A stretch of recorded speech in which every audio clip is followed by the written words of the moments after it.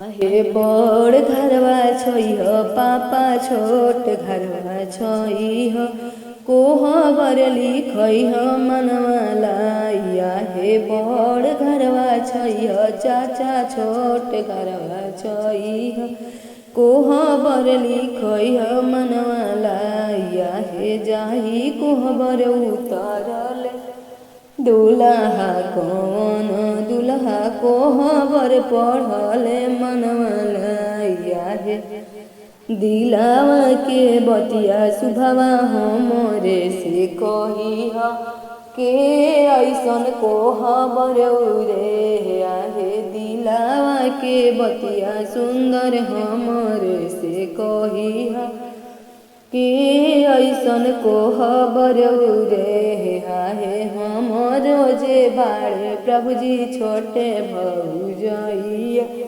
उहे ऐसन कोहबर रे आहे। आतान बचन जब सुनल कवन दुल्हा सासुजी से अरज हमारे आहे। आतान बचन जब सुनल कवन दुल्हा सासुजी से अरज हमारे आहे। दान दहेज सासु कुछु नहीं लेबो छोट खिसर हजिया लेबो दहेज आहे।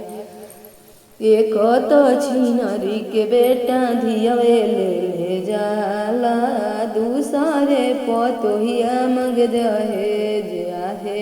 एक तो छिनरी के बेटा धियवे ले जाला दूसरे पतोहिया मग दहेज